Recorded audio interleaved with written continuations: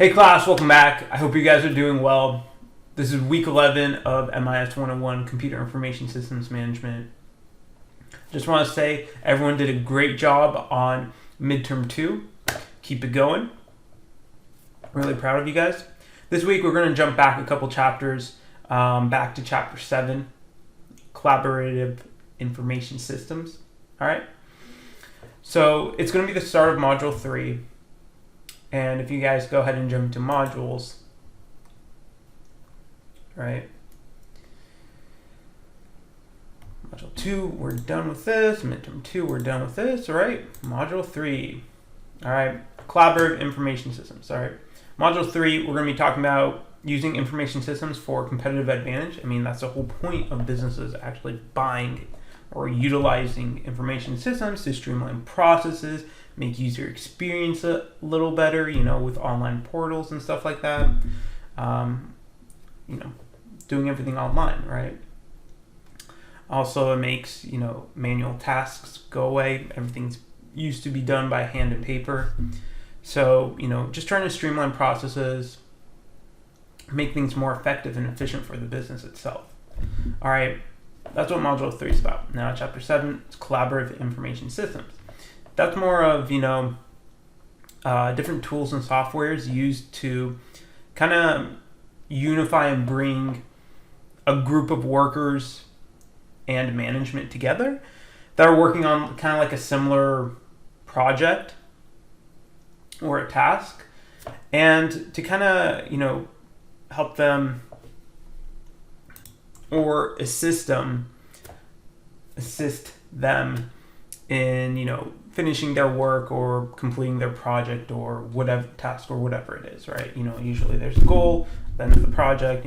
Some of these collaboration information systems, will help unify everyone together to meet that end goal, right? These include like Slack, where everyone can chat and, be up to date with everyone. It can include all the way to Trello and FlowDoc, whether it's, different flow charts you're creating or information sharing between group members. We're all working towards creating an information system or a project. So, that's kind of what we're going to be talking about, right?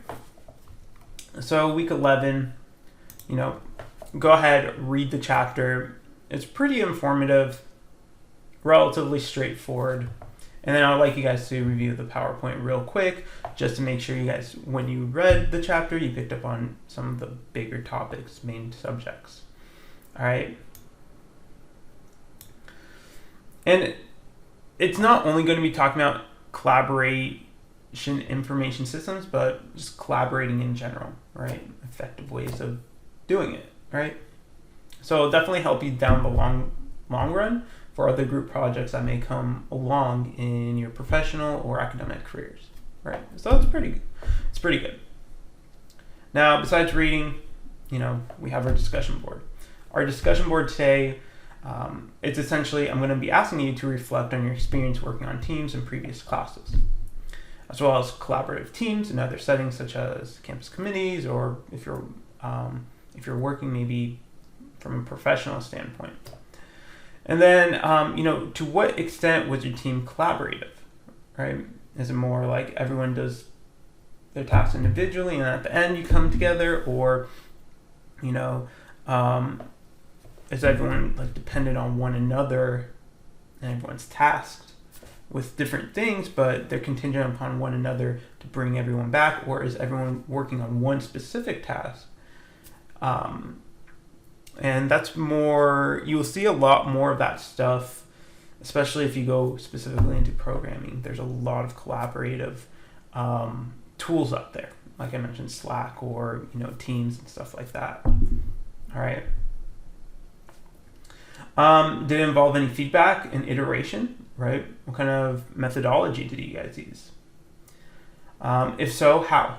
How did you use collaborative information systems, if at all? So, a system development lifecycle, really utilizes different types of feedbacks and iterations before you can actually push a product out to your business. So make sure you take that into consideration as well.